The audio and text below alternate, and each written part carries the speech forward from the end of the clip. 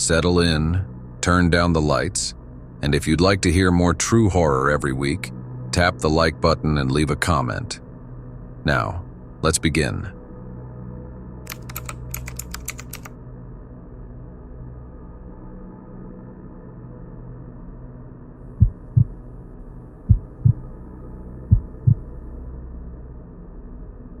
The clock had already crept past midnight by the time I left my parents' place. They're 3 hours away, and I always underestimate how late it gets before I start back. By the time I hit that endless ribbon of highway through the back roads, it felt like I was the last person awake in the world. 20 minutes had passed without a single pair of headlights. Beyond the reach of my own, the road was nothing but a black void. About halfway through, I noticed something up ahead on the road. As I got closer, I saw it was a car with its hazard lights flashing. A man was standing next to it, waving his arms slowly. I slowed instinctively, but something about it made me uneasy. I pulled into the other lane to give him space, and when I passed, I saw his face in the mirror of my side window. He wasn't panicked. He was smiling. That was enough for me. I wasn't about to pull over on an empty highway with some stranger in the middle of nowhere.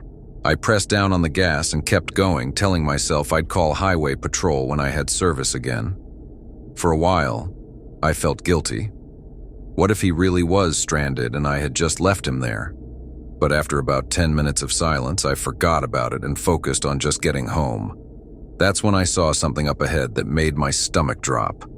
Another car on the shoulder, hazard lights flashing, and standing next to it, waving his arms, was the same man. Same clothes, same height, same face. I slammed on the brakes for a second, almost convinced my eyes were playing tricks on me. But no, it was him. I hadn't seen another exit, and there was no way he could have beaten me there. My chest tightened as I passed him again. He wasn't smiling this time. He was staring at me, not moving. At that point, I was done questioning it. I floored it and tried to shake the image from my head. My brain was racing for explanations. Did he have a twin? Was I overtired and hallucinating? Was it some sick joke? None of it made sense. I couldn't even tell myself someone else would come along to deal with it. The rest of the drive felt like it went on forever. After another 20 minutes, I started to relax again, convincing myself I just needed to get off that road. I finally saw a sign for a gas station at the next exit. I pulled off and into the empty parking lot to let my nerves settle. The gas station was closed, but the lights were on, so I parked near them for safety. I sat there for a few minutes, debating whether to sleep in my car until morning or call for help. That's when I saw movement in my side mirror. A man was walking slowly across the parking lot, heading straight for my car. It was him. The lot had been empty when I pulled in. There was no other car. I didn't wait for him to get closer. I threw my car into drive and peeled out of the lot so fast I almost lost control. I didn't look back until I hit the main road again. When I finally did, the lot was empty. I didn't stop again until I made it home.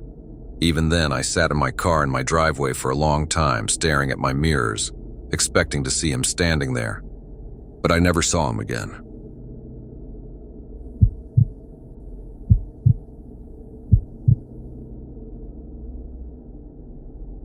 This happened about 2 years ago, somewhere along I-80 in Nebraska. I had a delivery scheduled for Salt Lake City, and I was running ahead of schedule. Around 1:30 in the morning, I pulled off at one of those small, unlit rest areas with just a couple of picnic tables, a bathroom shack, and 2 parking spots. No cameras, no vending machines, no lights except for the moon and my cab's interior glow. I parked, killed the engine, cracked a window for some air, and climbed into the sleeper berth behind my seat. It was quiet, just the sound of wind pushing through the grass and the occasional hum of a distant semi passing on the highway. I'd been out cold maybe 30 minutes when I woke up to a soft tapping sound. At first I thought I imagined it, but then it came again from the passenger side window. I stayed still. I've had people knock on my window before, usually other truckers needing something or occasionally someone asking for help. But this didn't feel like that. The tapping stopped. I slowly slid out of the berth and peeked through the curtain. The passenger side window was fogged up, but I couldn't see anything. I flipped on the small cabin light and reached for my flashlight, then turned it off again, thinking better of it. Something about turning on the lights made me feel exposed. I moved to the driver's seat as quietly as I could and looked in the side mirror. What I saw shocked me to my core. There was a man standing maybe 15 feet away, just at the edge of the pavement. He was facing the truck, motionless. I couldn't see his face clearly, but he looked tall, maybe in his 40s, wearing what looked like a dark hoodie or jacket. No flashlight, no phone. Just standing there in a creepy way. I don't scare easily, but something about the way he was just there, not approaching, not moving, just watching, made my skin crawl. I didn't feel like finding a new spot to sleep, as they were few and far between out here. I turned the ignition and flipped on the headlights, thinking that would scare him off. When the lights came on, he was gone. I stepped out with my flashlight and scanned the area, but all I saw was empty grass and the wind. I checked around the whole truck, even looked under it. No sign of anyone. I barely got any sleep the rest of the night. The next night, I made it across Wyoming. Around 2 a.m., I pulled into another rest area just past Rawlins. This one was a little nicer. Lit bathrooms, vending machines, even a security patrol. Still, I was exhausted, so I parked near some other trucks and tried to sleep. I woke up again to tapping, same rhythm, from the passenger window. I sat up fast and checked the mirror, and there he was. I couldn't tell if it was the same man. He just stood there like the night before, staring at the truck. I laid on the air horn for 3 seconds, hoping to wake someone else up or scare him off. He just stood still. I looked around for maybe 2 seconds to see if any other truckers woke up. When I looked back, he was gone again. I jumped out with my flashlight, checked around, asked another driver nearby if they'd seen anyone suspicious, but they hadn't. After that, I couldn't shake the feeling that I was being followed. I started avoiding rest stops and sleeping only at truck stops with cameras and crowds. However, the weirdest part had yet to come. A few nights later, after I made my delivery and was on a return trip through Colorado, I stopped at a diner just outside Grand Junction. The waitress there, an older woman who'd clearly seen her share of long-haul weirdos, struck up a conversation. I mentioned I'd had some creepy experiences on the road recently. She asked me what happened, and I gave her a brief version. She got real quiet. Then she said, "That reminds me of something one of the guys told me a few months back. He said he saw a man standing outside his truck 2 nights in a row, same time each night, in 2 completely different states." I asked her if he ever found out who it was. She shrugged. He said the guy never tried to break in, just watched. Then one day it stopped. I asked what happened. She said, "The driver said he woke up one night feeling really lightheaded, and the man wasn't outside anymore. But his cab door was unlocked even though he'd locked it earlier. Nothing was missing either." That was the last time I drove an overnight haul alone. I still take contracts, but I make sure I'm done driving by sundown, because out there in the dark, in the middle of nowhere, there's no telling who or what is watching.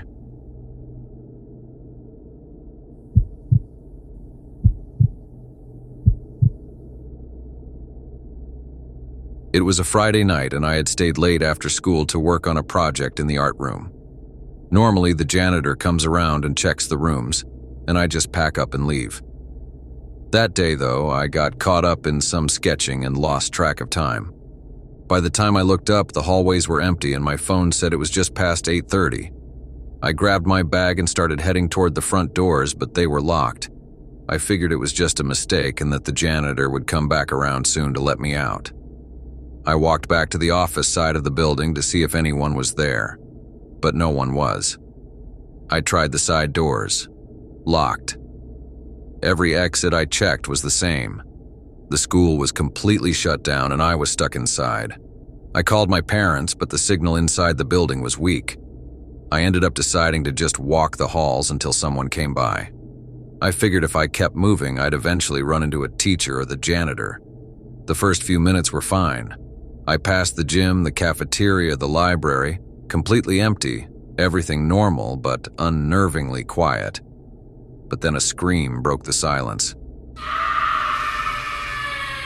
It sounded like someone was hurt. A little scared, I kept walking, trying not to freak myself out any more than I already had. I reached the main hallway near the science wing and heard it again, but much louder now. I stopped. I strained my ears and heard someone walking fast ahead of me, running down the hall. I started moving cautiously, convinced someone was messing with me. I tried to follow where the sound had come from. I passed classrooms and lockers, but every hallway was eerily empty. Further down, I saw a figure run past the end of the hall. It vanished around a corner. Adrenaline rushed through me, and I couldn't tell if it was a student, a teacher, or I didn't even want to think about it. I tried to call out again, hoping someone would answer, but no one responded to me. Just that sick, hollow echo from my voice that made the whole building feel empty. I kept moving toward the gym, thinking maybe I could climb out a side door there. When I got there, I felt like I was being watched, like something was hiding out in the shadows. I decided to just keep moving toward the front doors, backtracking the way I had come. I wanted the nightmare to end. That's when I heard it again. The scream. Now it came from the stairwell near the art rooms, the very wing I'd been in earlier. It was loud and sounded desperate. I kept telling myself to stay calm, but my legs felt like lead. I slowly approached the stairwell and saw a person running down the stairs, disappearing into the lower level. I couldn't tell if it was a kid or an adult. I didn't follow it. I didn't want to. I ran back toward the main hallway, trying doors I thought were side exits. Still locked. By then, my phone was almost dead, and I had no idea if anyone was even looking for me. The screams came again, this time echoing all over the building from multiple directions. I finally reached the main office. The front doors were still locked, but there was a phone there. I dialed 911 and the operator answered after a few rings. I told them I was stuck inside, that something was going on, that I could hear people screaming, but I didn't know where or why. They told me to stay on the line and that officers were on their way. I stayed in the main office, trying to stay out of sight of whatever it was I'd been seeing. It felt like hours, but it was probably only 20 minutes. Eventually, I heard the sound of police radios outside. The front doors unlocked and officers came in, shining flashlights everywhere, calling out. They found me and got me out. I explained everything, about the screams, the running figure. They searched the school, but told me no one else was there. Just empty classrooms, empty hallways. To this day, I don't know what I heard or saw that night. The school didn't report any break-ins, no one ever mentioned being late that night, and the janitor said he locked up at his usual time. But I swear, walking those empty halls, hearing those screams, seeing that figure disappear, it's something I'll never forget.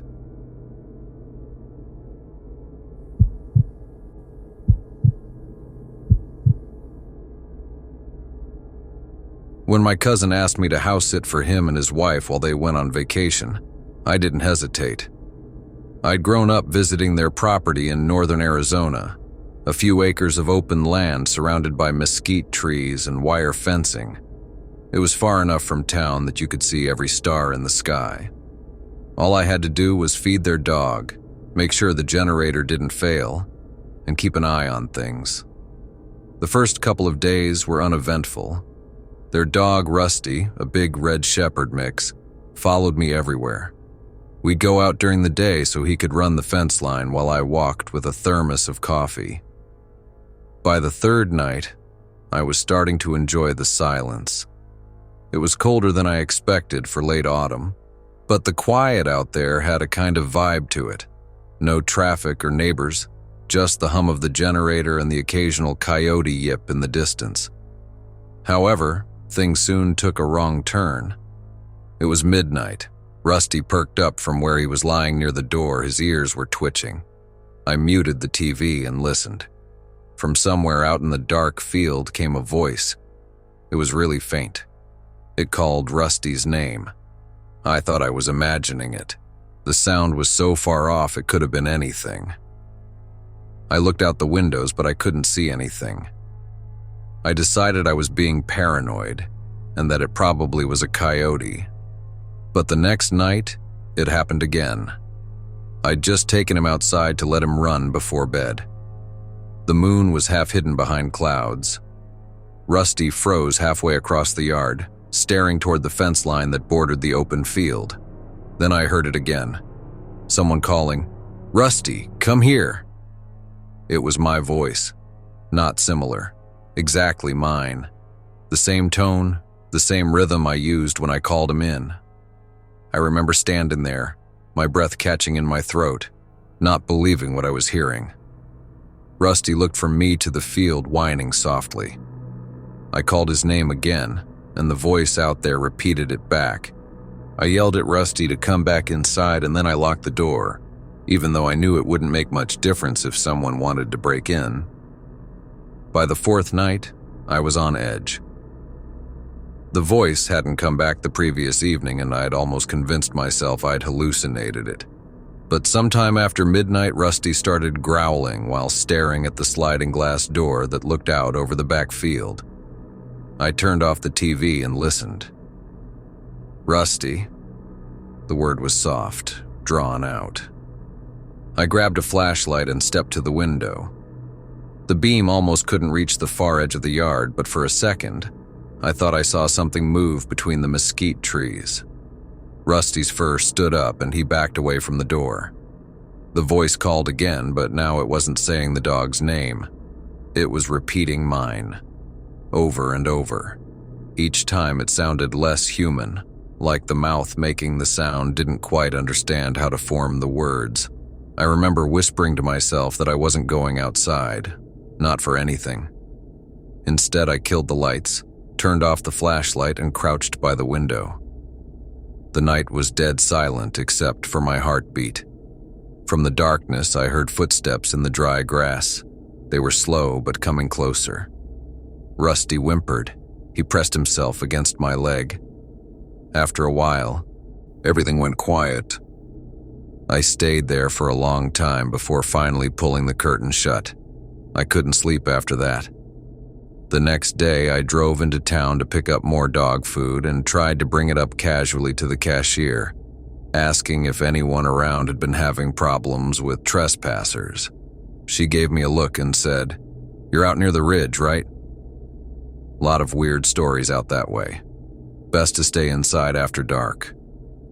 She didn't elaborate, and I didn't need her to. That night, I decided to keep all the lights on, thinking it might discourage anyone or anything from coming near. Around midnight, Rusty started whining again. I looked out the window and froze. There was someone crouched at the fence line. What I saw didn't make sense. The figure was shaped like me, same jacket, same hat, but it was crouched wrong.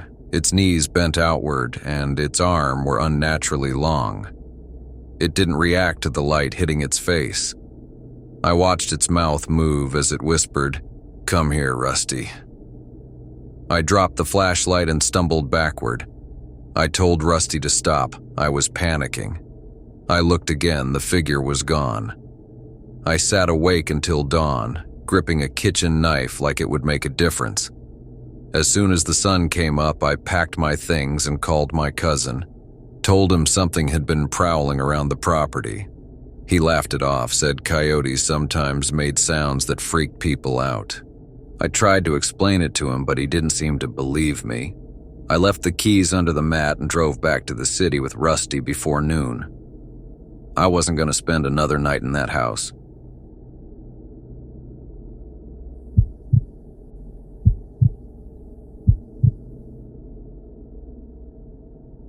I grew up hiking a lot, so I've always been comfortable in the woods. That comfort is probably what got me into trouble the evening of this incident. I had been on the trail before with friends, but this time I went alone. My plan was to knock out the loop before dark and be back at my car by dinner. I didn't even think to throw a flashlight into my bag because I never imagined I'd still be out there once the sun went down.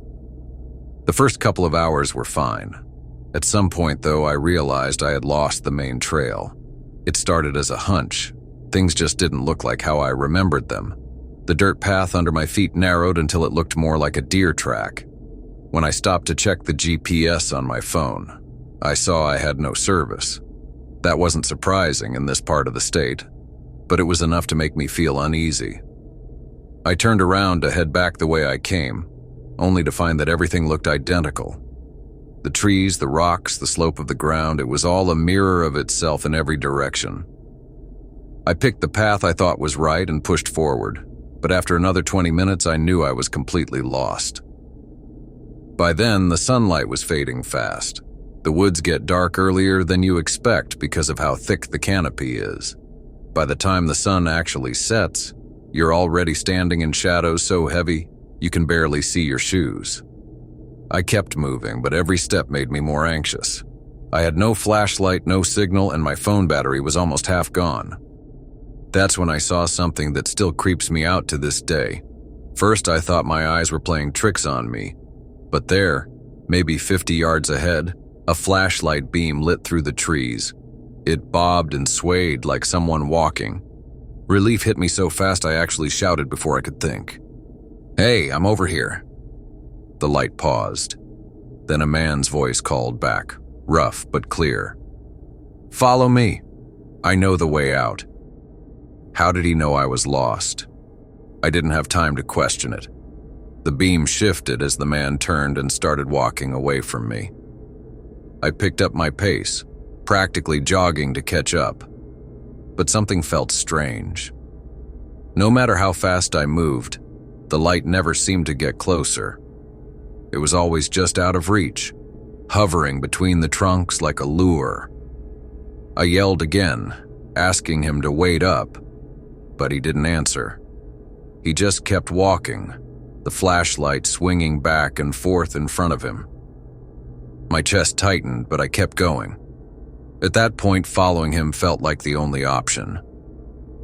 Minutes passed. The woods grew darker until I could barely make out the shapes of trees.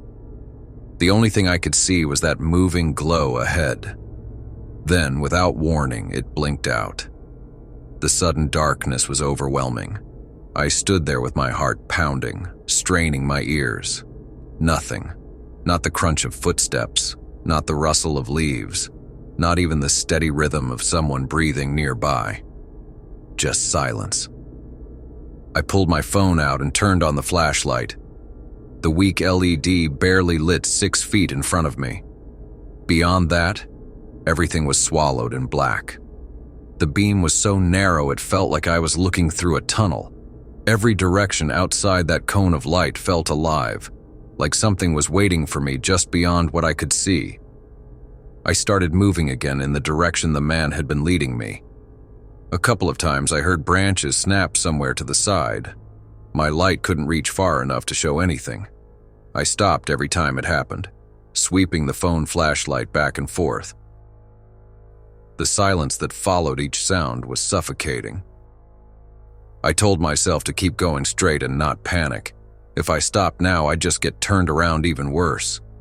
My arm ached from holding the phone out, but I didn't dare put it down. My thoughts kept circling back to the man's voice, the way he had answered me right away and assumed I was lost, and the fact that I could never quite close the distance between us. After what felt like forever, the trees began to thin. Then I stepped out onto asphalt. A road. My knees almost gave out from the relief. I stood there on the shoulder, staring back into the wall of black trees. Nothing moved. Nothing shined. Eventually, headlights appeared in the distance, and I waved down the car. A middle-aged man pulled over, rolled down his window, and asked if I was all right. I just told him I'd gotten lost hiking. He gave me a ride back into town, and I don't think I've ever been so grateful for human company. I've never been back to that trail. I don't even know if I could find the spot again. But I think about it all the time, how quickly he answered me, how I could never catch him, and how the light vanished the second I committed to following it deeper in.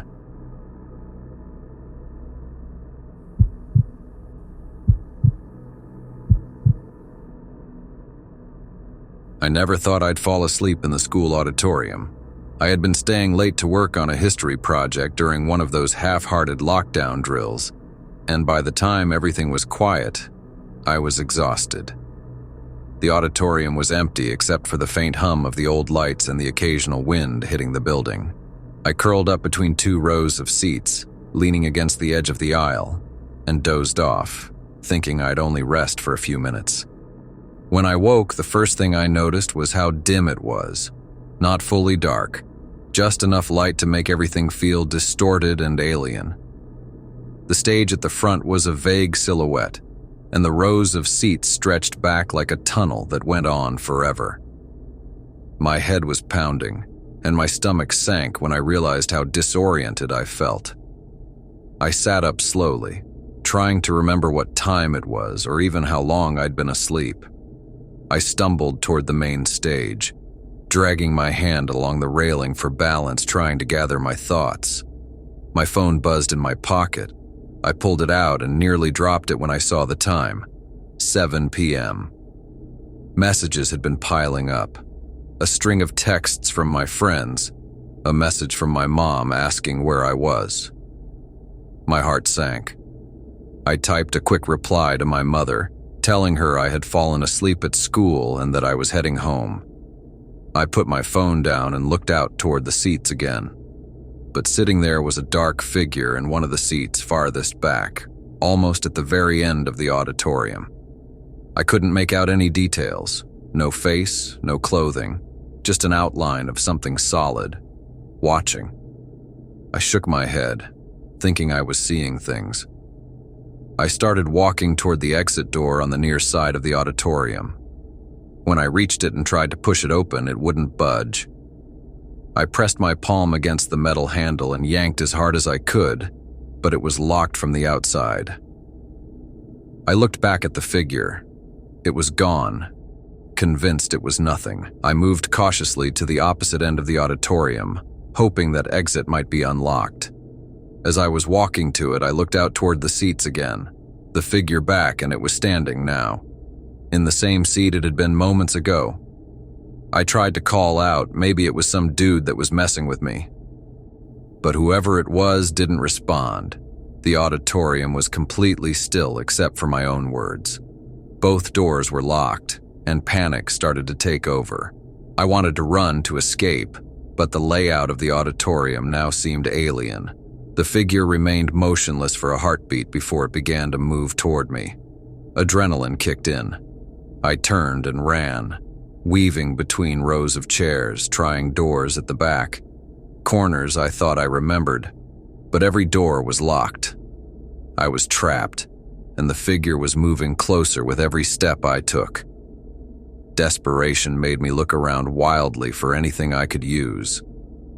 That's when I noticed a stack of metal chairs in the corner near the stage. I grabbed the heaviest one I could lift. It was awkward and cold in my hands, and swung it against one of the large glass windows that faced the parking lot. It didn't break. I hurled it again. Still nothing. The figure was coming closer every second, just a few rows away, and though it still had no details, I could see the movement of its outline, and it was enough to terrify me. I grabbed another chair and threw it with everything I had. The glass finally cracked. A jagged fracture spread across the window. I threw another one and finally it broke entirely. My feet hit the cold concrete outside the school. I collapsed onto the ground, gasping for air. I looked back through the broken window, but the auditorium was dark and silent with no figure in sight. I scrambled to my feet and ran across the parking lot, not daring to look back again. My phone was still in my pocket, battery blinking low. I called my mom and tried to explain as quickly as possible, but I couldn't find the words to tell her everything. All I could say was that I had fallen asleep at school and that I was on my way home. When I finally made it back, safe in my room, I checked my messages again. My friends had been texting, asking if I was okay. I didn't reply.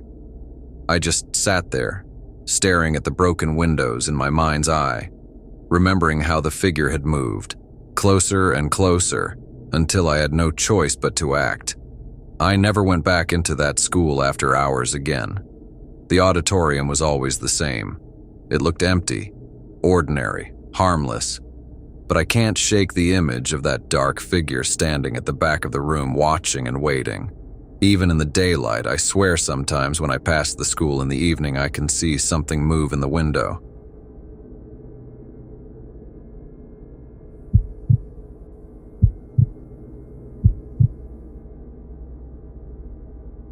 When my great-uncle passed, I inherited his house up on Cutler Ridge. It was a slanted old farmhouse tucked between the trees near the top of the mountain. I'd never met him, not once, and judging by how my mother talked about him, I hadn't missed much. He was the kind of man who kept to himself, she said, the kind who didn't come down to town unless it was absolutely necessary. Still, I couldn't just let the place rot. I'd been struggling to make ends meet, and the idea of owning a house, and even an old one, was too tempting to ignore. So one weekend, I drove out there to see what I'd gotten myself into. The drive up Cutler Ridge Road was brutal. It was one of those single-lane dirt tracks that seemed to go on forever. Every turn looked the same, trees pressing in on both sides. When I finally reached the top, the house stood alone, its paint peeled to bare wood, the windows clouded over from dust and time. It was eerie, but not in a haunted house kind of way. I was unpacking when an old man from down the road showed up. He introduced himself as Mr. Parson and said he'd been my uncle's neighbor for more than 30 years. He didn't come any closer than the fence, just leaned on it and talked like he was trying to decide if I was worth the trouble. "You're staying up here tonight?" he asked. "Yeah. Figured I'd clean the place up a bit, see what I'm dealing with." He frowned. "You best head back before sundown. Folks around here know better than to keep lights on up there after dark." I almost laughed, thinking he was joking. "Why's that?" He looked over my shoulder at the house. "Ain't my story to tell. But if you got any sense, you'll listen." Then he tipped his hat and walked off. I attributed it to small-town superstition. Maybe kids broke in sometimes, or maybe it was one of those local ghost stories people told for fun. Either way, I wasn't going to drive 2 hours back home after just getting there, although I will admit, it made me nervous. The house itself was stuck in another era. Old wallpaper, dusty furniture, a radio that probably hadn't worked since the 60s. Most of the photos on the walls were black and white. My great-uncle looked grim in all of them, never smiling. As night approached, I made some canned soup on a camping stove and set up my sleeping bag in the upstairs bedroom. The sun went down faster than I expected, and before long the woods outside were swallowed in total black. I turned on a lamp beside the bed and started reading through some of the old letters I'd found in a drawer. That's when I heard the first knock. 3 short knocks. They came from inside the room. I lay there motionless, my eyes darting to the door. I hadn't locked it, but I was the only one in the house. I told myself the sound must have come from the wood settling, or maybe an animal was in the walls. It was, after all, a really old house. Still, I felt uneasy. I continued looking through the old letters, but then it came again. 3 knocks. I didn't say a word. I sat up, waiting for something else to happen. After a full minute of silence, I worked up the nerve to get up and open the door. There was nothing. The hallway was empty. I checked the other rooms upstairs. All were empty. When I came back to the bedroom, the lamp was flickering a bit.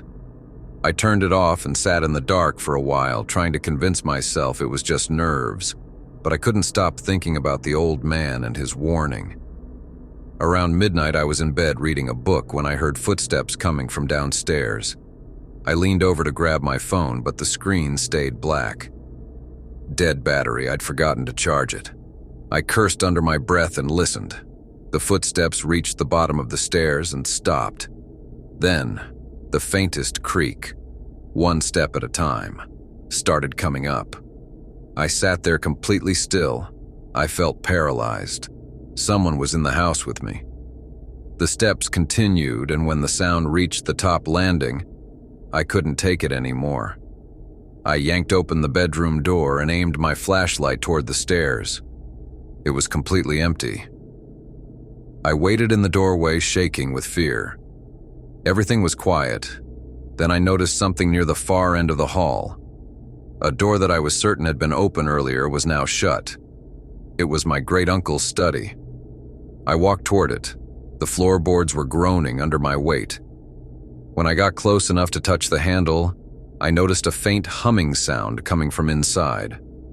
No one should be here. I was supposed to be the only human for miles. I opened the door slowly. The room was empty and dark. The little light there was came from the moonlight shining through the window. I noticed something on the desk. In the middle of a pile of old papers sat a glass lantern, one I hadn't seen before. I swear just as I looked at it, it tipped over and hit the ground, causing it to shatter. I stepped back, and just as I did, the door in front of me shut with force. I ran back to my room and spent the rest of the night sitting on the edge of the bed, waiting for the first sign of daylight. I kept hearing footsteps throughout the night. At one point, they stopped just outside my door, but nothing came of it. When morning came, I packed everything I'd brought and loaded it into the car. I moved out that morning and sold the property a few weeks later. The buyer was a man from out of state who said he wanted a place to get away from everything. I didn't warn him. I didn't say a word about what happened.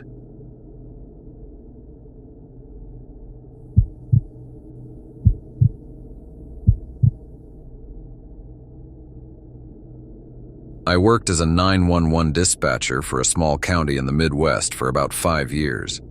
It wasn't exactly a thrilling job most nights, just a lot of noise complaints, minor accidents, domestic disputes, the usual. But one call has stuck with me ever since. It started on a Wednesday night. It was around 2:30 a.m., that dead hour when things usually go quiet. My coworker had stepped out for a smoke break, and I was the only one in the room when the line lit up. I answered like always. 911, what's your emergency? There was static at first, faint but constant. Then I heard a woman's voice. She was whispering, like she was trying not to be heard. "Please help me," she said. "He's in the house." I straightened up in my chair immediately. "Ma'am, can you tell me your address?" There was a pause. I could hear her breathing. "He's coming up the stairs," she whispered. "Please hurry." My stomach dropped. I repeated my question a little louder this time. "Ma'am, what's your address?" And then, faintly, I heard her say, 1437 Elmside. After that, the line went dead. I dispatched officers right away, gave them the address and the details. They arrived within minutes. The radio crackled a few times as they did their sweep, and then one of them came back over the channel saying, "Dispatch, the residence at 1437 Elmside. It's not standing. It's a total loss." I asked what he meant. He told me the house had burned down months ago, completely destroyed in a fire that took the lives of a woman and her husband. I double-checked the address, thinking maybe I heard it wrong, but I hadn't. It matched exactly what she had told me. I was shaken, sure, but I told myself there had to be some kind of mistake. It didn't make sense, but I moved on. We get weird stuff like that sometimes. Pocket dials, interference, prank calls. But then it happened again. 2 nights later, around the same time, that same number popped up. Same caller ID, same static, same woman. Please help me. He's in the house. I asked for her name, tried to keep my voice calm, but it was identical to the previous call down to every word. It was like the same call was repeating itself. I sent officers again, even though I knew what they'd find. The house was still nothing but a burned-out shell. The property had been fenced off. No way anyone was in there. The next morning, I talked to my supervisor about it. He looked uneasy but told me to log it as a system anomaly. The number, he said, had been disconnected months ago after the fire. I remember thinking maybe someone had hacked into our system, like a prank or some weird experiment. But deep down, I didn't really believe that. A week went by. I tried to put it out of my mind, but then one night around 2:30 again, it came through. Same number, same voice. However, this time I didn't say anything right away. I just listened. It started the same way. First static, followed by the woman saying, Please help me. This time there was a new sound in the background. Heavy stomps, creaking boards, then a slam, like a door closing. The hair on my arm stood up. He's in the house, She whispered. I wanted to hang up, but I didn't. I sat there with my heart pounding until the line cut out. I checked the timestamp, saved the recording, and marked it for review. The next day, I dug into the records for that address. The fire report said it had started in the early morning hours around 3 a.m. The cause was listed as arson. The husband was found near the doorway. The wife was found upstairs near the phone. She had been trying to call for help. That detail stuck with me. I started dreading that hour. Every night when the clock hit 2:20, I'd start staring at the screen, waiting. Most nights nothing came through, but every few days the line would light up again. Same number, same voice. Sometimes the call was shorter, sometimes longer. Once she didn't speak at all. I just heard movement and something that sounded like a faint sob. I finally asked one of the tech guys to trace the signal manually. He said the line was bouncing, rerouting through old infrastructure. In plain English, it was coming from nowhere specific, like the system was replaying data that didn't exist anymore. He couldn't explain how. After a few weeks, the calls stopped completely. Part of me was relieved, part of me wasn't. It felt wrong that they just ended. One night, months later, I was working an overnight shift again. Everything was quiet. I leaned back in my chair when I heard static crackle softly through my headset. It wasn't from a call, just noise on the line. And then I heard the same voice that had been calling me for months. Please help me. I jumped and yanked the headset off. The line wasn't active. There was nothing on the board. No incoming call, no recording. I checked the phone log. No entry, no timestamp. I quit the job about a year later. I often think about it. If that woman is somehow trapped, unable to move on. It set a permanent mark on me. I still remember the number by heart to this day.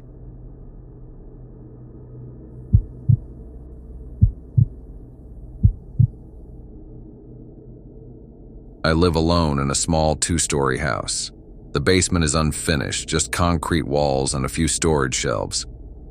When I moved in, I checked the locks on the basement door out of habit. They all worked fine. I didn't think much about it after that. The first time it happened, I woke up around 3:30 a.m. I usually sleep through the night, but I had this weird feeling that something was off. When I got out of bed, the basement door was open. I remember clearly that I had locked it before going to sleep. The knob was turned slightly, the door just wide enough to see the dark steps leading down. I closed it up and went back to bed, not thinking much about it. I went down in the morning to check. There was nothing. Absolutely nothing. Everything was exactly where it should be. The door worked perfectly, and the locks were intact. I began to think I had dreamed it all. The next night, I made sure it was locked again. But same thing. I woke up and the door was open. This went on for almost a week. Every night, without fail, the door would be open by morning. I checked the locks each time, deadbolts, latch, everything. None of them had been tampered with. I started setting up a little system. I placed a small piece of tape across the door frame to see if it had been moved.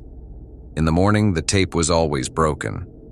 Not torn or stuck to the wall, just broken as if the door had been nudged open carefully but with strength. Finally, one night I decided to wait.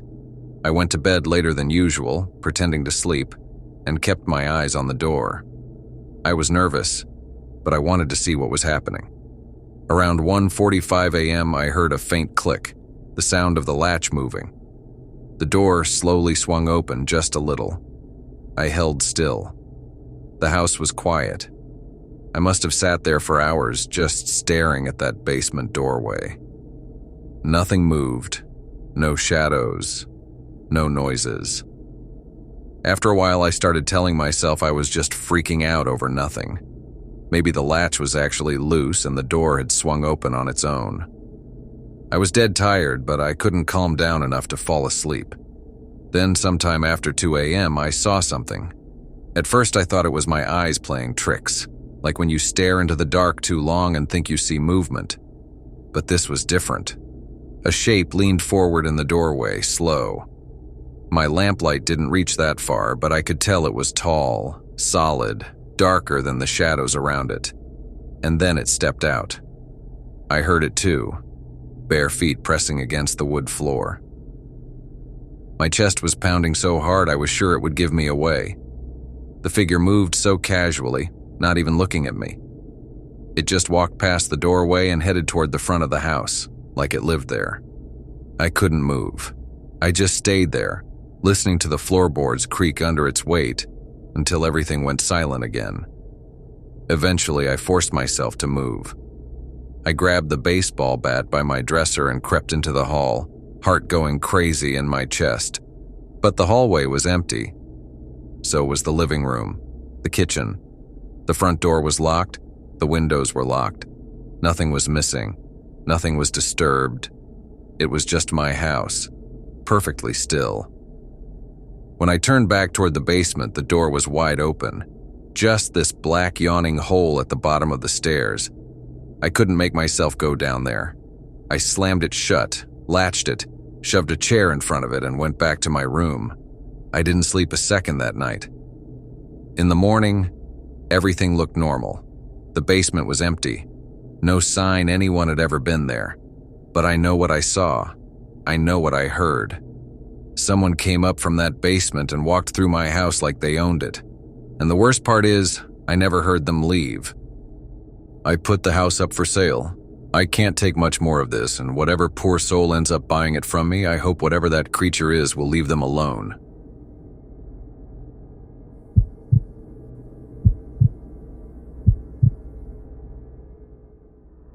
I took a solo trip through the Southwest the summer I turned 22, trying to clear my head after a pretty brutal breakup. I didn't have a plan, just my car, some savings, and the need to feel like I was moving forward. I bounced between cheap motels, truck stop coffee, and way too many long stretches of highway. It wasn't glamorous, but it was quiet. It gave me space to think, which I really needed. One night, I pulled into this rundown roadside motel a few miles outside Flagstaff. I'd been driving all day and was dead tired. The place was exactly what you'd expect. An old U-shaped building with peeling paint and a neon vacancy sign that barely worked. It was around 5 p.m., gray and muggy out, and all I wanted was a shower and sleep. The woman at the front desk barely looked up as she handed me the key to my room. I guess she was tired of working there. As I was walking to the door, I glanced up and caught sight of someone in the second-floor window. A man. He was standing behind the curtain, totally still. His face was right up against the glass. I couldn't see much detail. He was maybe in his 40s, dark hoodie. I looked away. I told myself not to overthink it or stare at him. Motels draw weird energy. I'd seen worse. I got inside, dropped my bag on the bed, and turned on the TV just to have some noise. The room smelled like mildew and cheap air freshener, but I didn't care. I took a hot shower, changed into sweats, and settled in with a book. But the place felt off. Thin walls. Every door slam or muffled TV felt like it was happening right next to me. There was a couple arguing somewhere in another room, and their voices bled through like they were in the bathroom with me. Around 7:30, I was brushing my hair and glanced out the window. He was still there. Same window. Same position. Still staring. It was hard to tell if he was looking at me through the reflection, but it still made me nervous. I closed the blinds and tried to forget about it. Told myself he was just some creepy loner who'd probably been staying there too long. Still, I couldn't relax. Later that night, probably close to 9:30, I got hungry. I hadn't eaten dinner, and the vending machine outside was basically my only option. It wasn't far, just around the corner at the edge of the building. I grabbed my hoodie, told myself it'd only take 2 minutes, and stepped out into the night. The parking lot was almost empty. I looked up toward where I'd seen him earlier. The window was empty. No sign of the man. I remember feeling this weird mix of relief and dread. Like, where did he go? The walkway to the vending machine was dark. One of the overhead lights had gone out. That whole corner felt like a blind spot. I walked faster, head down, arms tucked in. As I reached the machine and bent to press the buttons, I heard it. Breathing. Not mine. Not faint. Heavy and raspy. Close. "Hello?" I called out, instantly regretting it. No one answered, but footsteps started approaching me from the dark, but I couldn't see anyone. I grabbed whatever snack had dropped and turned, speed-walking back toward my room without even looking behind me. My heart was going so fast I thought I might pass out. I slammed the door behind me, locked it, threw the deadbolt, and peeked out the blinds. No one. I tried to calm myself down. Maybe it was just another guest. Maybe I overreacted. I kept telling myself I was being dramatic. I turned the TV up, opened my snacks, and tried to pretend everything was fine. Then around 12:30 a.m. I began hearing scratching. On the door, like fingernails dragging across the wood. I turned off the lights and TV immediately and peeked through the blinds.